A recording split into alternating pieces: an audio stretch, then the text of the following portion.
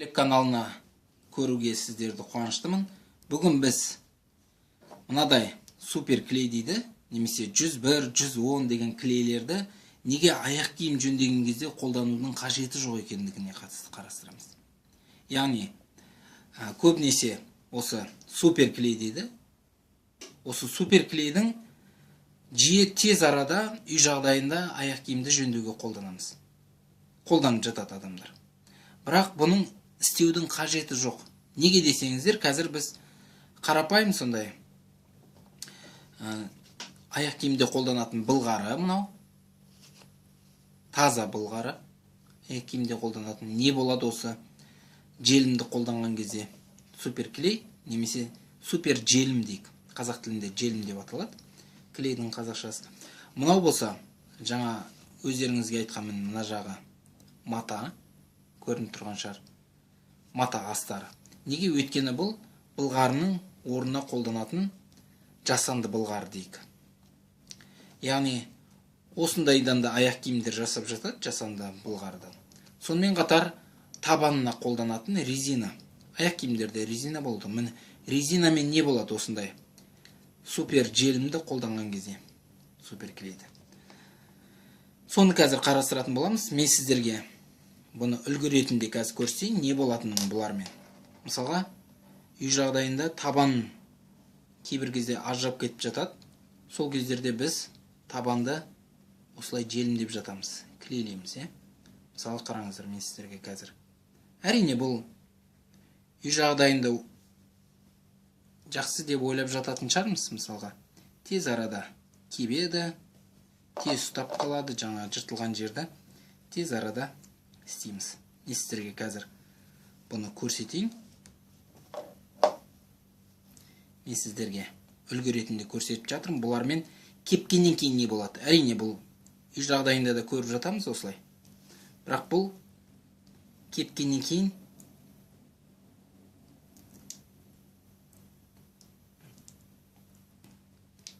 майысқан жер ұстату қиындау.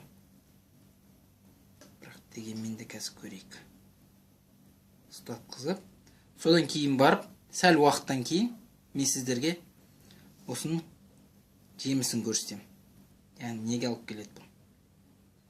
Неге осы желімді қолданудың қажеті жоқ? Осы бір жерлер тіптен ұстамады. Майысқан болғандықтан бұл керек. Майысқан жер жарайды. Ұстамаса да ең бастысы желімдеді.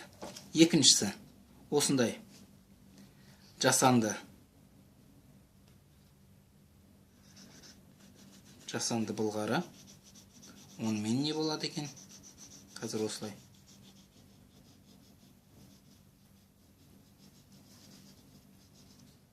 Жасанды былғары. Бұны да қазір көріп отырсыздар, жақтым.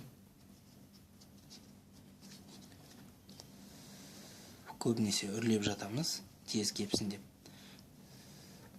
Мен жиі қолдана бермейтіндіктен бұл шарасын ұмытып кеттім.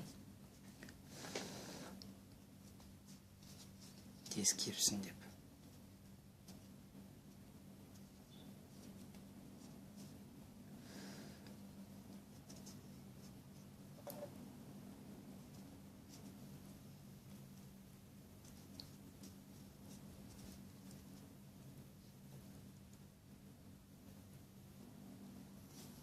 Яғни бұны қой отырайық. Сонымен қатар енді былғарыны қолданып көреміз. Былғарымен не болады? Бұны да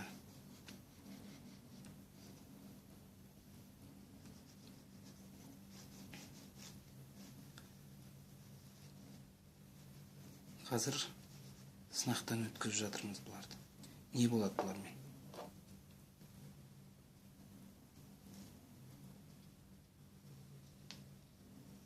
Қазір біз 10 минуттай күте тұрайық, содан кейін барып, нәтижесін көретін боламыз. Не болған бұлармен? Арада 15 минуттай өтті. Сонымен мені мынау былғары көріп тұрған шығарсыздар. Мынау жаңа былғарының орнына қолданатын жасанды мынау резина. Қазір көреміз. Негізінде суперклей немесе супер желімде жақсы ұстайды дейді. Тез арада ұстайды дейді, бірақ дегенмен де бәрібір ол уақыт өте келе ажырап кетеді ол. Бірақ мәселе неде? Қазір қолданғандағы. Ол мына жерлерді көріп тұрған шығарсыздар. Кәдімгі былғарыны, міне, кәдімгі былғарыдан ондай дауыс шықпайды. Ал мына жерден дауыс шығып жатыр. Бұл негізінде осы жасанды былғарыны құртады негізінде. Көрдіңіздер ме?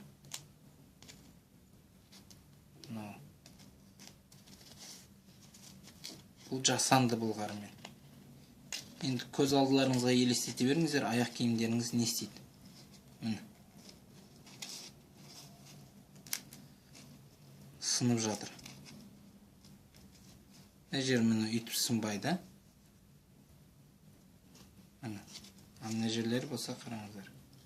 Егер бұл тағы да ұзағырақ тұрғанда ше. Бұл жасанды былғарымен. Кәдімгі былғарымен. Бұл жерде қаттырақ жабысқан. Бірақ дегенмен де қараңыздар. Бұл жерде де. Мына жерлерде ондай болмайтын, қараңыз. Мына жерде қандай болып жатыр?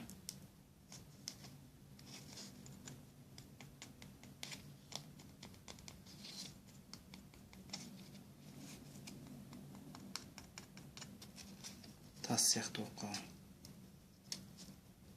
Бұл сынады. Мен кішкене жерге көрсетіп жатқандықтан аса байқалмай жатқан шығар, бірақ дегенмен де осындай сіздердің аяқ киімдеріңізбен осылай болып жатса қалар ма едіңіз соны? Бұл сынады. Яғни көріп отырғанымызда мына былғармен не болған? Мынау резина. Резинанда сіздердің табандарыңыз не болатындығын түсіне беріңіздер. Яғни табанымыз кейбір кездер сынып жатады ғой.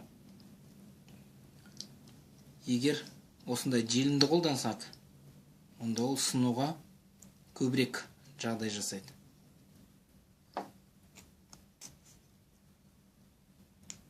Көргенімізде бұл кішкене ғана үлгі. Сонымен неге шақырам? Осындай суперклей 101 дейді мына жерде. 101, 110. 101 дегені бар, 105 дегені бар.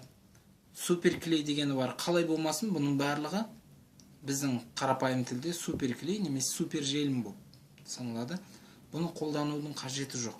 Өздеріңіз көргендей жасанды былғары, кәдімгі былғары болмасын, тіптен резинаның өзіне дейін бұл сонда қаттығы жүреді. Сол себепті бұл қажеті жоқ. Керісінше бұның орнына, әрине бұл тез арада желімдейтін болғандықтан қолданатын шығармыз. Бірақ оның орнына осындай момент деген желім бар. Қол жетімді, бірақ жаңағы клейге қарағанда бұл қымбатырақ шығар. Бірақ дегенмен де осы желім бізге жақсы көмектеседі. Желім деген кездерде бұдан жаңағыдай сынатын, шытынайтын немесе тас болып қалмайды. Сол себепті осындай желімді қолданыңыздар, қол жетімді. Ал келесі жолы осы желіммен қалай қолдануға болады? Не нәрсені ескеру керек? Соны айтып өтетін боламын. Рахмет сіздер бізбен бірге болғандарыңызға. Осы каналға жазылыңыздар. Астыңғы жақта қоңырау бар, соған бассаңыздар, жаңа шыққан видеоларды сіздер көріп тұра аласыздар. Сонымен қатар бармақтарыңыз жоғары қойып, басқа таныстарыңызбен де бөліссеңіздер болады. Бұл мәлімет оларға да қызықты болар. Жақсы, сау болыңыздар.